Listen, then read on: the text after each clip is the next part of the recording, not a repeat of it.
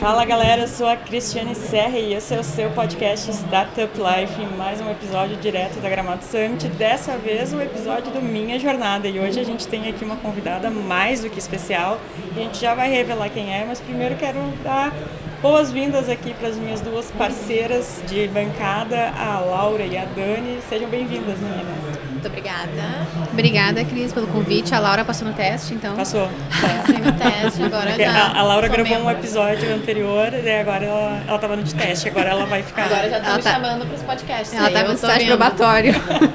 Só que é um teste meio radical, né? Porque ela nunca sabe quando ela pode participar. É tipo, Laura, vamos agora. 10 minutos antes, meu Deus. Não, então vamos se aprontar. Mas tá bem legal, assim. Muito obrigada, Cris, pela oportunidade. Vamos lá, então. Dani, conta pro pessoal quem está aqui conosco hoje. Bom, pessoal, se preparem, que essa presença é bombástica. Olha, a gente tá muito chique. A gente tá muito chique, Cris. Olha, eu não sei como a gente conseguiu. Temos aqui ninguém mais, ninguém menos que a Carol Pfeiffer. Olá! Obrigada aí pelo convite, uma honra estar com vocês.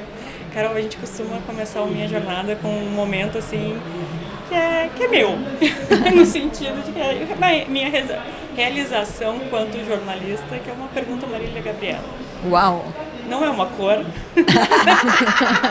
nenhum número, mas quem é a Carol pela Carol?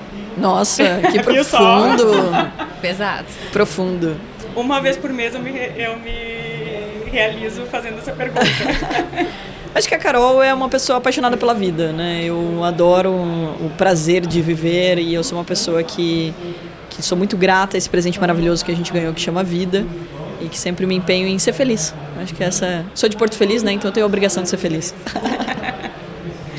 E como tu descobriu que queria empreender? Foi na infância já? Porque quando a gente entrevista empreendedores para essa série, muitos começam contando que vendiam brinquedos, coisas desde criança, assim. Cara, como é que foi pra ti? Eu acho que é bem real, né? Que assim, dependendo da faixa etária, acho que agora a gente está criando uma geração que não pode fazer nada, não pode trabalhar, não sei o quê, não.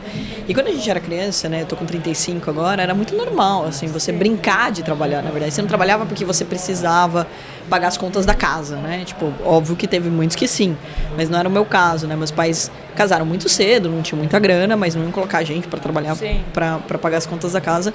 Então, mas a gente gostava de brincar de trabalhar. Então, sim, também, né? Tipo, putz, tinha 8 anos de idade, tive uma horta de alface, e daí depois vendia geladinho, né? Então lotava o freezer, lotou meu freezer, comecei a lotar o freezer do vizinho, e daí vendia pra rua inteira, comprava literalmente no atacado e vendia no varejo, né? Tipo assim, aquele negócio de compra caixa de esticadinho. Vocês lembram desse esticadinho? Sim. Esticadinho ainda existe, né? Fiquei feliz com isso. Maravilhoso. Então, esticadinho, vendia, comprava caixa e vendia, né? Montava lojinha e tudo mais. Então, acho que assim, a gente brincava muito com isso, né? E desde pequena, assim, eu queria, de alguma forma, ter uma empresa. A gente falava muito empresária, ninguém falava a palavra empreender, né? Sim. Ninguém usava empreendedorismo. A gente usava muito, o que você vai ser quando crescer? Vai ser empresária. Colocava o salto da minha mãe, não sei o quê e tal. E você brinca de imitar, né? Você tem aquela coisa de admirar. Como eu falei, meus pais se casaram muito cedo, então minha mãe tinha 17 anos, meu pai 20. E daí, minha irmã nasceu quando a minha mãe, eu sou caçula, né? E a minha mãe tinha 19. Aí ela tinha muito bom gosto, mas não tinha grana. Então ela começou pegando os retalhos da minha avó tinha confecção de adulto, e ela começou a fazer roupa pra minha irmã. E daí as amigas começaram a gostar. E daí ela começou a vender pras amigas, depois montou loja, montou confecção. Quando eu nasci, minha mãe já estava trabalhando. Sim. Né? Então eu cresci no meio dos tecidos, cresci no meio dessa questão e vi sempre ela assim. Ela trabalhava e dava muito foco para isso. A gente estudou, né? Não estudei em escola pública, eu estudei em escola particular, mas a minha mãe sempre deixou muito claro, ó, você não vai ter aquela bolsa da moda, o tênis da moda, mas educação. Sim. Prioridade era educação, era conhecimento. Você vai ter que estudar, não sei o quê, você tem que ir bem na escola, não sei o quê, pá. Então era sempre uma pressão em relação a isso. Mas eu acabei crescendo, vendo meus pais fazerem isso e conquistando coisas. Então, tipo, minha mãe, sei lá, ela queria uma piscina em casa. Cara, minha cidade interior, 50 mil habitantes. Era o máximo, né? Sim. Tipo, e ela sempre quis, não sei o quê. Ela ralava, comprou a piscina. Vamos, tipo, putz, ela quer fazer uma viagem. Ralava junto com meu pai e viajaram, né? Então não levava a gente junto no começo. Levava a família toda. Mas a gente ficava na casa da avó. Casa de avó é uma delícia. Engordava 10 quilos, coisa do tipo, né? Vó, né? Você sempre acha que você comeu pouco. E daí era bolo no café da manhã, no da tarde tinha outro, no dia da tarde tinha outro. Sempre essa farra. Então sempre é uma farra, né? Então foi muito legal que eu, assim, naturalmente comecei a empreender dentro de casa, assim, brincando. É importante também de falar que eu acho que, assim, empreendedorismo também não é sair montando empresa. Você pode empreender dentro do CNPJ do outro, essa coisa mais inteligente que você pode fazer, inclusive. Só que eu coloquei no meu radar que eu ia fazer alguma coisa ligada à moda. Porque como minha mãe tinha moda infantil e a minha avó de adulto, eu queria ter uma moda teens. Que eu acho que até hoje tem um gap no mercado. Que é quando você tá saindo, assim, da criança, mas você ainda não é adolescente. Então você não vai usar um decote, por exemplo, uma bata e tal. Sim.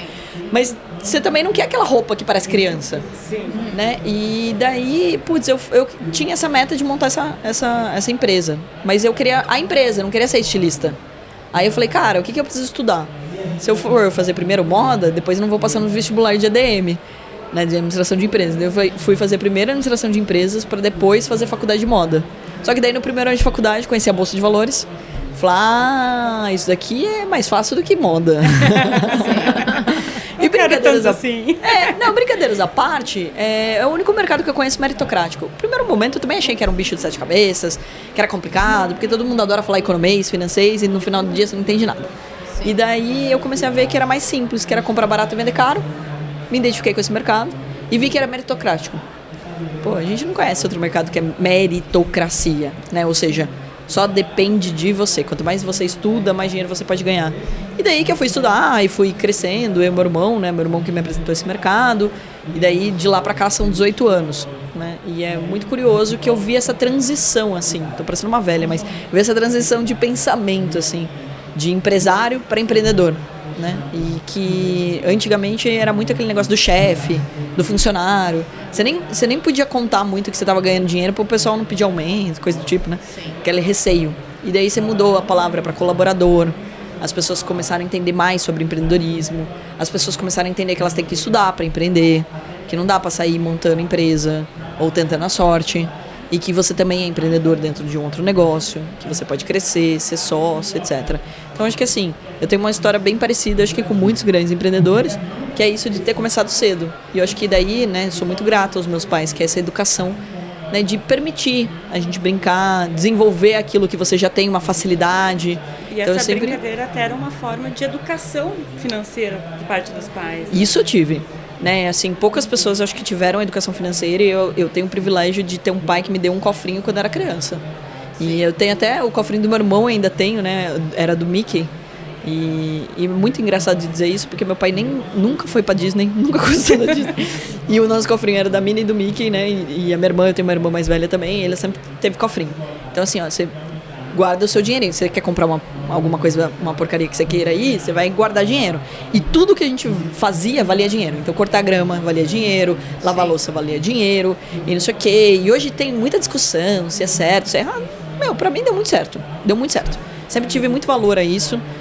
Percebia que, toda vez que eu queria alguma coisa, eu podia conquistar, que dependia de mim. Então, acho que são mensagens que são passadas de uma forma sutil, que faz uma grande diferença. E eu tenho até hoje no meu escritório, meu avô já é falecido, mas o meu avô também era assim, né? O pai do meu pai. Ele tinha um livro caixa que ele anotava tudo.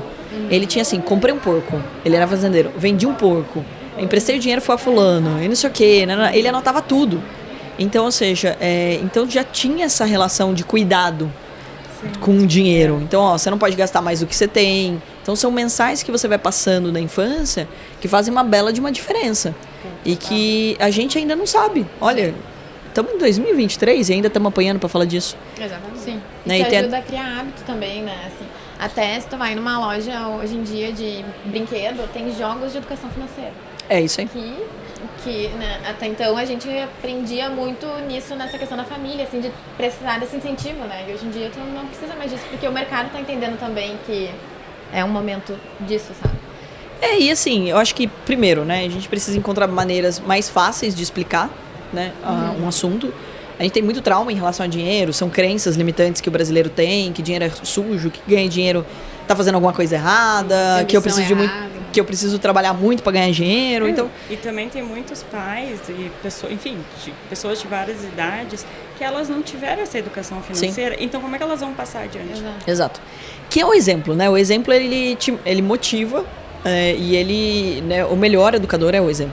né? Então, ou seja, se você quer que teu filho tenha educação, respeito pelos outros, ganhe dinheiro, cuide bem do dinheiro, você tem que dar o exemplo. Então, acho que começa por aí, né? E daí eu acho que tem várias maneiras, só que eu acho que a gente hoje tem várias formas de ensinar de uma forma mais leve. Então, assim, eu estou me formando agora no mestrado de Educação e Tecnologia, porque pessoas aprendem de jeitos diferentes. E daí eu comecei a estudar que, putz, se as pessoas têm trauma com matemática, com educação financeira, vamos fazer uma mais leve. Aí primeiro eu criei um game, que é o Trader's Life, que não precisa ensinar ninguém a jogar Mario, Sonic, né? Tipo, é intuitivo. Então você vai ganhando dinheiro, você troca o sofá, você troca a TV e etc. E daí agora a gente criou um desenho animado, que é o Clube do Theo Torinho, que foi um investimento que eu fiz, Carol, pessoa física. E a gente está colocando de graça em todas as escolas públicas do país. Então estou tendo reunião com as prefeituras, com os governadores, etc. Para a gente justamente popularizar esse assunto. E de uma forma leve. Daí você fala, por que você vai ensinar as crianças? Aí eu falei, e aí que tá o erro. Na verdade é o seguinte, a gente vai ensinar as crianças, só que todo mundo aqui já deve ter assistido Galinha Pintadinha. Então, ou seja, o desenho animado, você entra na vida da criança, não, você entra na vida da família. E de uma forma leve. Inclusive porque ninguém aqui deve ter, sei lá, entra lá na página do Shrek e fala assim, nossa, odeio seu sorriso. Não tem hater desenho animado. Nós, pobres mortais, seres humanos, temos. Eu posso fazer o melhor trabalho, vai ter gente que vai escrever lá, nossa, não gostei dessa roupa da Carol. Então, cara, é isso. Não, e desenho animado infantil, tu falou da Galinha Pintadinha, eu lembrei que uma vez eu tava cuidando da minha priminha. E como tu disse, ele funciona muito bem para adulto. E estávamos lá vendo a Galinha Pintadinha, né? Vemos todos os DVD. Aí chegou na parte do Alecrim Dourado, que é a musiquinha que é para deixar a criança mais calminha e tal. Resultado, eu dormi, minha mãe dormiu e a minha prima ficou acordada. Tu não é que o Alecrim Dourado funciona?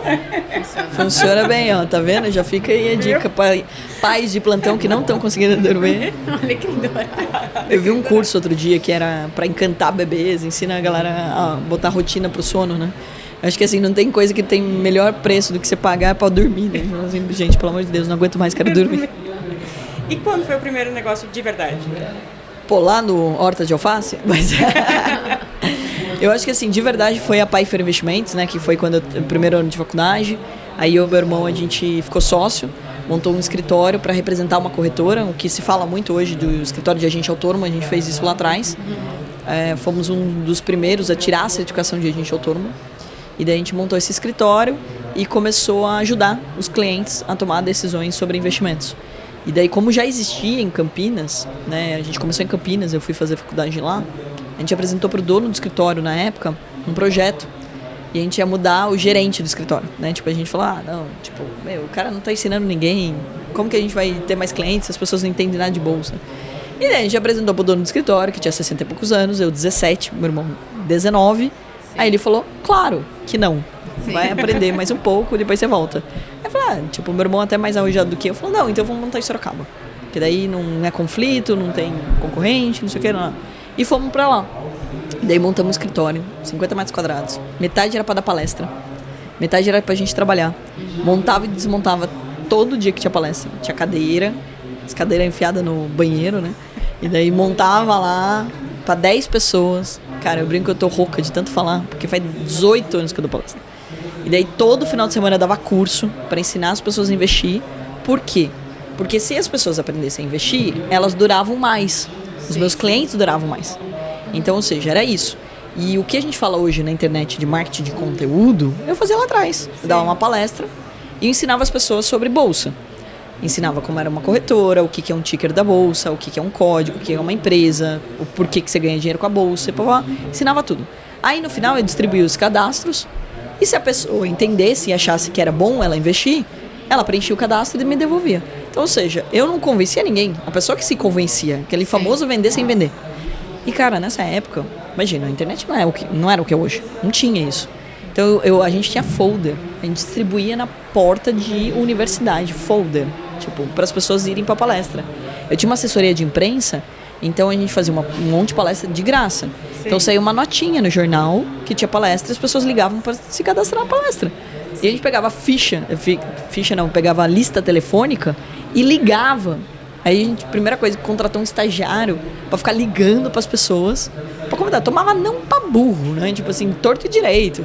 E daí, e aí, eu tô te ligando pra convidar, vai ter uma palestra, assim, de graça. Tentava lotar a palestra. E todo lugar que eu conseguia, eu fazia parceria e dava palestra. Tinha um café em Sorocaba, coitada das pessoas que trabalhavam lá, porque elas me escutaram acho que 50 mil vezes, assim, cara. Tipo, eu sabia dar palestra no meu lugar, gente. Se um dia a Carol não puder vir, a gente vai assumir ela. E daí dava palestra, então assim, a gente começou esse negócio e assim, eu acho que eu sou, de novo, também muito grata ao fato de ter conhecido isso muito nova. Sim. Porque eu acho que poucas pessoas com 17 anos conseguem ter uma clareza de alguma coisa que faz sentido pra elas, né? E assim, eu não sabia se ia dar certo ou não, eu abri mão de uma vaga na Unilever, né? Então, não sei nem se eu posso ficar falando da empresa, mas tipo assim, eu peguei e passei num processo seletivo da Unilever. Na faculdade eu tinha uma matéria para você passar em processo seletivo, te ensinava a ir bem no processo seletivo. E daí eu passei no processo seletivo e tive que abrir mão não é que tive que abrir mão, na verdade já tinha intenção de abrir mão, eu só queria passar no processo. Aí liguei, pedi desculpas e tudo mais, falei, sempre tem uma lista de espera de gente para entrar. Falei, olha, eu não vou trabalhar com vocês porque na verdade eu quero empreender no mercado financeiro. E, cara, eu recebi um monte de gente falando assim, amigos meus da faculdade, falando, você tá louca. Sim. Não dá dinheiro, não. Eu ia perguntar exatamente isso. Quantas vezes te chamaram de doida? Quase todo dia. Continuam ainda. Então, assim, no Shark mais ainda, né? Porque eu invisto em umas coisas, assim, que eu acho um ótimo negócio, porque eu vejo a pessoa e eu acredito nela. Eu acho... Meus sócios do Shark, eles me surpreendem. Eles são muito melhores do que eu achei que eles são. Então, tipo, realmente, assim, tipo, depois que eu investi, eles vão me surpreendendo positivamente. São pessoas... Porque ali não tem muito tempo pra avaliar, né? Tipo, e muitas vezes a pessoa tá nervosa, né? Tipo, você não consegue ver a essência, né? Tipo, ver os valores. Então, assim, tem muita coisa pra ser avaliada. E daí foi muito engraçado que quando eu entrei no Shark também, me chamaram de louca um monte de vezes. Pô, mas não sei o quê, nossa, Carol tá rasgando dinheiro, não sei o quê. O tempo todo. Então, assim, de lá pra cá, né, no mercado financeiro mais ainda, porque é um mercado extremamente masculino. Sim. Quando eu entrei... ia perguntar se tu enfrentou desafios por ser mulher. Principalmente por ter começado tão nova. Tão nova também. também. Mulher nova num mercado que é tão masculino. E é legal, né? A gente tá fazendo um podcast só com mulheres aqui. Isso. Bem o Clube da Luzinha. Lá atrás eu montei o Clube da Luzinha, porque eu percebia que as mulheres ficavam meio constrangidas em ir numa palestra que tinha muitos homens e poucas mulheres, e levantar a mão e achar que a pergunta é boba e não sei o quê. E mal sabem elas que a pergunta que ela faz é igualzinha do homem, porque no final do dia ninguém sabe investir no Brasil. A gente tá falando de 3% da população. Hoje. Sim. Na minha época era menos de 0,5%. Gente, tinha mais gente na cadeia do que na bolsa. É vergonhoso. Enfim, e cresceu, mas é 3%. Nos Estados Unidos a gente tá falando de 56%. Isso, é bizarra a diferença. Então, ó a diferença.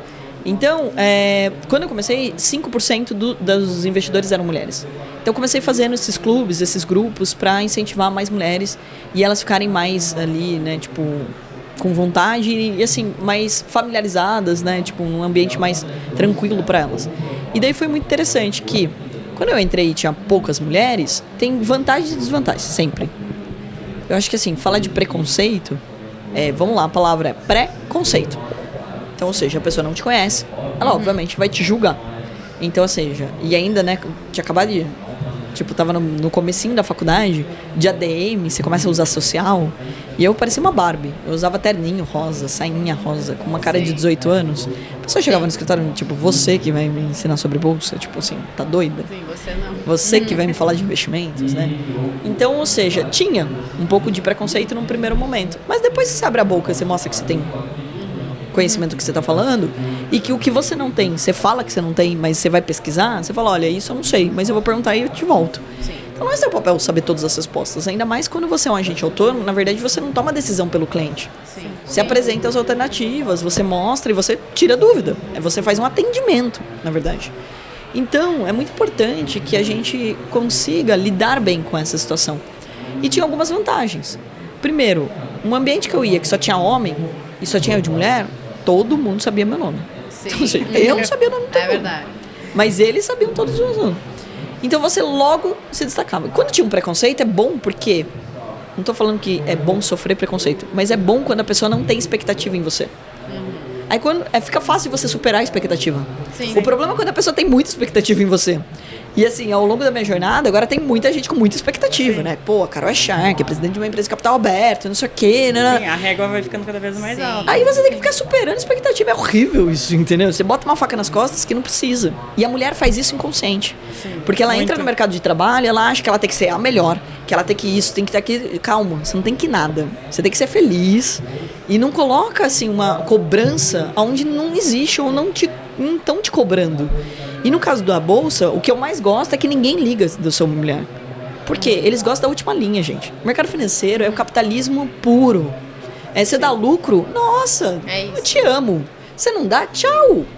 Não importa se é homem, mulher, se é bonita, feio, se você tem um sobrenome bonito ou feio, se você veio de uma família rica ou pobre, ninguém tá nem aí. O que importa é, de fato, o resultado que você traz. Então, eu acho que isso até que foi um dos motivos que mais me conectou com esse mercado. E eu incentivo toda a mulherada a fazer parte. Então, cara, ninguém tá te julgando. Sim, você não precisa botar salto, ficar maquiada, não sei o que, nanana. Pô, hoje, gravando um monte de vídeo, eu preciso estar muito maquiada. Então, assim, brinco da minha massa corrida, né? Mas assim, eu gosto, mas você né? tem liberdade pra querer ou não. Mas eu gosto de me vestir bem, né? Eu ia fazer moda, então eu gosto de me vestir bem, eu gosto de maquiagem, eu gosto de... Mas assim, cara, hoje tem várias soluções e assim, acho que a gente tem que encontrar coisas que a gente se identifica e que a gente acredita. Se eu não acreditasse no poder do mercado financeiro de transformação da vida do outro, eu acho que eu não ia me dedicar tanto. E não ia passar os perrengues que eu passei. Eu vou falar que eu fui bem tratado em todos os lugares? Não. Só que sabe qual é a graça da independência financeira? É você escolher. Exatamente. Se eu falar assim, cara, sei lá, se de repente esse papo aqui fica ruim, tipo, vocês começam a me maltratar aqui, pô, eu posso levantar e posso ir embora. Não sou obrigado a ficar. Né? Ninguém paga minhas contas. Então, ou seja, essa é a graça da independência financeira. Você escolher. Então, muitas vezes até eu escuto, eu não tô sendo reconhecido pelo meu chefe, ou eu não tô num ambiente onde as pessoas me respeitam. Muda. Mas eu não posso. Então, fica até você poder. Mas já tem um plano pra você sair. Sim. Eu acho que assim, hoje você sofrer, não tem mais lógica. Né? Eu acho que assim, tua vida é tua responsabilidade. Exatamente. O que você vai fazer pra mudar isso? Não tô falando que você, muitas vezes, não nasceu, né, tipo, num ambiente que não é agradável ou com pessoas, mas você pode mudar essa realidade. Sim. Porque, de novo, você ganhou esse presente. Usa ele com dedicação. Usa ele com muito amor. Exatamente. Isso é super profundo, né? Porque né, eu fui não faz muito tempo uma palestra sobre empreendedorismo feminino e etc. E um dos pontos que comentaram é que as mulheres que sofrem violência doméstica, o principal motivo delas não largarem os parceiros é a falta de independência financeira. Hoje 37% dos relacionamentos abusivos ainda continuam porque a mulher tem medo de lidar com o dinheiro, nem é falta, tá? Isso. Medo. É pior, é muito. Tipo assim, eu conheço grandes empresárias, empreendedoras, que ela não tem a senha do cartão, cara. Ela não tem a senha do banco. Tipo, ela colocou full ali no marido, não sei o quê. E assim, gente, eu acho que você não pode ser refém de nada. Mas eu amo e ele me ama. Tá tudo certo. Mas amor não é sobre confiar cegamente em ninguém. Pelo contrário, amor é sobre compartilhar. Eu gosto muito do livro, eu acho que o melhor livro do Gustavo Cerbasi é Casais Inteligentes Enriquecem Juntos. É uma troca. Eu entendo, você entende e vamos lá. Eu tenho minhas necessidades, você tem as suas. Sim, mas e a ninguém gente troca. depende, né?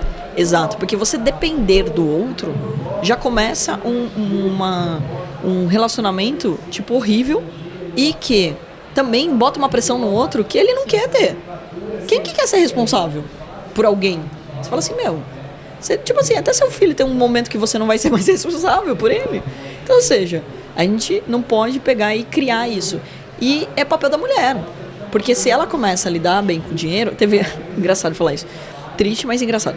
Eu recebi uma mensagem no meu direct do Instagram de um cara falando assim, Carol, culpa sua, minha mulher me largou. Ué? Como assim? Eu falei, nem te conheço. Nem conheço sua mulher. Aí ele falou assim, não, porque ela fez seu curso e daí ela começou a ganhar dinheiro e ela me largou. Eu falei, a culpa não é minha, é sua, né, amigo? Reconheça, querido. Vamos lembrar, porque se ela precisa ficar do teu lado por causa de dinheiro, puta, isso é muito ruim. Exatamente. Isso é muito ruim. Bem isso. E, Carol, ao longo aqui da nossa conversa, tu falou diversas vezes na questão de educação, na questão de fazer esses cursos, palestras, de passar o teu conhecimento em financeiro para as pessoas. que momento que tu entendeu que tu estava influenciando outras pessoas? E daí também já complementar, porque o nosso tempo já está se esgotando, da tua experiência no Shark também. Show. Bom, vamos lá, mais 5 horas de podcast. Nossa, a gente fica aqui o resto da feira. Pede uma pizza seguida. Bom, acho que primeiro, né, falando aqui sobre influência, e até muitas vezes a gente fala assim, putz, como que é influenciar tanta gente? Okay. Vamos lembrar que todo mundo aqui é influenciador, tá? Porque nós influenciamos dentro de casa, influenciamos nossos amigos, influenciamos, né, as pessoas que trabalham com a gente influencia, né? Então você tem contato com outras pessoas, então seja uma influência do bem. Pense na mensagem que você está passando, porque a gente vive em sociedade. É como um grande quebra-cabeças onde as pessoas se encaixam. Né? Eu acredito muito que cada um de nós tem uma missão aqui e tem um papel. Toda a vida é importante. Eu não acredito, não, mas tipo, a minha vida, ninguém liga. Não, a sua vida é importante. Você existe por algum motivo. Então eu acredito muito nisso. E daí eu fui tomando consciência disso conforme eu fui recebendo depoimentos das pessoas. E assim, é uma responsabilidade muito grande porque não porque você tem que viver uma vida que o outro espera, mas porque você, de fato, tem que tomar mais cuidado com até a tua opinião. Porque muitas vezes quando você não tem certeza, fique quieto. Eu falo isso direto. Gente, você tem conhecimento sobre aquilo? Não tem, então não fale. Esse é um recado maravilhoso da Carol para a internet. É verdade. É verdade. Porque assim, olha, eu apoio todo mundo que tem audiência e tudo mais, que fala sobre finanças. Mas tem uma influenciadora que fala um monte de abobrinha, que tá deseducando. E ela tem um baita de um poder. Ela tem uma baita de uma audiência. E ela tava falando de um negócio que ela não domina. E ela falou um monte de abobrinha. E isso é ruim para todo o país. Você está deseducando as pessoas. E as pessoas que estão... a vida das pessoas. E as pessoas que estão seguindo seu conteúdo, elas não sabem o que é verdade e o que não é. Elas estão acreditando em você, elas estão acreditando que você está falando a verdade. Então tenha muita responsabilidade em relação a isso, né? Então a rede social não é uma brincadeira, a gente tem que ter essa clareza de propósito e etc. Isso significa que, eu tenho que viver a vida do outro, não sei o que. Não, acho que também, de novo, você não tem que colocar uma faca nas suas costas. Mas fale dos assuntos que você domina. Então é engraçado que eu recebo de tudo, assim, né? E daí pessoas que mudaram a vida, que começaram a ganhar dinheiro por causa de mim, isso é maravilhoso de escutar. Pessoas, por exemplo, dos meus alunos, que, o cara que trabalhava no açougue, ganhava R$1.500, e daí ele ganhou isso num dia. Sim. A pessoa resgatou a autoconfiança, não é só sobre dinheiro, autoconfiança. A outra, que era auxiliar de lavanderia, ganhava R$40 no dia, ganhou R$300 em 1 hora operando na bolsa. Ela resgatou aquele sentimento de eu posso, eu consigo, eu vou fazer da minha vida melhor. E é engraçado que eu recebi uma vez uma pessoa falando assim, algumas pessoas já escreveram isso pra mim, Carol, eu emagreci por causa de você. Eu não falo sobre dieta, eu não sou personal, eu não me meto nesse assunto. Não, mas é porque você treina todo dia, come direito, não sei o que, eu achei importante cuidar de mim. E comecei a cuidar de mim, foi lindo. Então, ou seja, mas eu não vou começar a postar dieta na internet, gente, eu não sou nutróloga, eu não sou formada. Então, ou seja, só cuidado com o que você vai falar. Então, assim, qual é a mensagem que você vai passar, ou como você vai usar o poder dessa influência para o bem, né? Para que você realmente passe a mensagem certa. E daí, falando um pouco de Shark, né? Para mim foi uma grata surpresa o convite, apesar que antes do Shark vir para o Brasil, algumas pessoas já falavam, nossa, você tem jeito para ser Shark, você deveria ser Shark, não sei o que. Eu era uma piveta, tinha 20 e poucos anos. Obrigado, né? Ficava lisonjeada, mas não vão me convidar. A Shark foi pro Brasil, ninguém sabia quem eu era. E é muito bom quando você ganha dinheiro e você é anônima, porque ninguém te atormenta a vida. Mas aí eu comecei a palestrar muito, não sei o quê, e começaram a me falar, você deveria estar no Shark, você deveria estar no Shark, você deveria estar no Shark. Até que a Fabi Saad, que é do Mulheres Positivas, me entrevistou e falou, nossa, tem perfil para estar no Shark, vou te indicar lá. Porque ela fazia uma lista, indicava várias mulheres que poderiam estar ali no Shark. E tá bom, marcaram uma reunião, eu agradeci ela. Não dei muita, né, não achei que dava alguma coisa. Mas marcaram essa reunião e daí eu tive a reunião com eles, foi no meio da pandemia. Não sabia se eu ia entrar ou não ia, quando ia começar a gravação. De março até setembro eu não sabia o que ia acontecer. Aí eu não sabia se era convidada, que é uma cadeira ali de convidados, se eu era meia cadeira ou se era uma cadeira inteira. E daí, pra minha surpresa, eu fui convidada pra uma cadeira inteira. Cara, e assim, no primeiro, né, e é uma decisão importante, porque primeiro, eu vou ser sócio daquelas pessoas. Aí eu fui entender o que aquelas pessoas queriam de mim. O que você está esperando de um Shark? E por que você gostaria de ter um Shark? E daí eu fui entendendo, né, o ônus e o bônus disso. E daí, quais são os maiores erros que as pessoas cometem? E daí montei uma aceleradora e montei um CSC, um Centro de Serviço Compartilhado. Porque se a gente for contratar junto, por exemplo, um contador, um marketing, uma assessoria de imprensa, vai custar menos se for um grupo. Então eu criei um grupo, onde todos eles estão no mesmo grupo, e eles se ajudam, eles se mentoram, eles têm meu WhatsApp. E montei uma baita de uma estrutura para poder colaborar com esse sistema para eles poderem evoluir. Então, assim, porque eu escutava muito, 10 ou 20% vai dar certo. E toda vez que eu tenho reunião com eles, eu falo assim, aqui todo mundo vai dar certo. São pessoas, todo mundo vai dar certo. A gente vai pivotar o negócio até dar certo. Então, assim, já foram mais de 40 investidas, tenho sócios incríveis de todos os assuntos que você possa imaginar, mas eles têm uma coisa em comum. Eles são apaixonados pelo que eles fazem. Eles transformam outras vidas. E eles têm propriedade no assunto. Porque eles não são refém de contratação. Eles sabem sobre aquele assunto. Pode ser que eles não dominem todas as áreas da gestão de um negócio. Mas eles sabem do que eles estão entregando de produto ou de serviço. E esse é o mais importante. Você está entregando qualidade? Aprender a vender a gente aprende. Aprender a comunicar a gente aprende. Agora, fazer produto bom, essa é a diferença. O que você entrega no final do dia, para o seu cliente, para o seu colaborador, para o seu fornecedor, porque é um grande ecossistema que você vai montando. E daí estou muito feliz, participei de 3 temporadas, recomendo todo mundo aí assistir. Eu assisto sempre. Que bom. E vou gravar agora, acho que gostaram de mim lá, vou gravar agora a 8ª temporada do Shark Tank Brasil. E eu gostei tanto do Shark, que eu vi a necessidade de licenciar o Shark School. É a primeira escola de negócios com a bandeira Shark. Então, montei um MBA para as pessoas poderem aprender a ser business leader, um líder de negócios. Porque eu escuto muitas pessoas falando assim, eu sou do marketing. Não. Você é da empresa. Você está no marketing. Você tem que saber o que o financeiro está fazendo. Você tem que saber como é a gestão de pessoas, como é o inside sales. Ou seja, você tem que entender como funciona a empresa, colaborar com a empresa. Então a gente criou esse treinamento justamente para ajudar as pessoas com toda a experiência que eu estou vivendo no Shark, com todos os erros e os acertos de vários empreendedores que eu tenho contato o tempo todo e como a gente pode fazer para acelerar negócios. E é incrível que o Shark, o que eu mais gosto nele, que não é muito startup, é muito mais PME, pequenas e médias empresas. E que é quem mantém esse país, gente. A gente fala muito de startup, mas startup é nem 5%. A gente está falando de 95% é PME. É o pequeno e médio empreendedor que contrata, que gera emprego, que faz acontecer e que precisa ajuda para fazer aquele negócio ser perpétuo, para ele ser duradouro, para que o empreendedorismo no Brasil mude, não seja mais por necessidade, e sim por oportunidade. Eu vou empreender no que dá dinheiro e não no que eu preciso pagar boleto, porque senão nada tem como se sustentar a longo prazo. Meninas, querem fazer alguma pergunta final? A gente tem que liberar a Carol. Eu, por mim, a gente prendia ela aqui. Por mim também, A gente podia ficar conversando.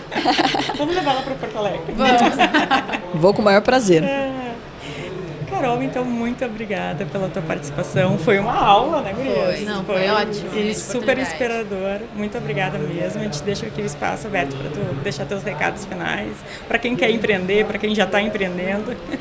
Bom, vou deixar algumas dicas aqui básicas. A primeira delas, assim, primeiro, antes de mais nada, muito obrigado pelo convite, parabéns pela iniciativa. Gerar conteúdo de qualidade demanda tempo, energia, né? Então, ou seja, tem muitos desafios, né? Então, parabéns aí por dedicar um tempo de vocês para poder fazer com que mais pessoas possam aprender com grandes histórias também e que a gente possa, pelo menos, plantar uma sementinha, inspirar outras pessoas a acreditarem nelas, né? Então, parabéns aí para vocês, meninas. E, bom, primeiro de tudo, dizer que aprenda, né? Então, estude. O conhecimento te liberta. Então, o conhecimento, ele te liberta. Ele que vai fazer com que você, de fato, possa prosperar, possa crescer e etc. O Shark é um ótimo jeito de aprender. Se você assistir todos os episódios, você vai aprender muito sobre empreendedorismo. Inclusive, você vai aprender muito sobre perguntas. Tem um módulo. Às vezes a gente fica assim, assistindo lá em casa. Mas como é que ele não foi preparado para responder isso?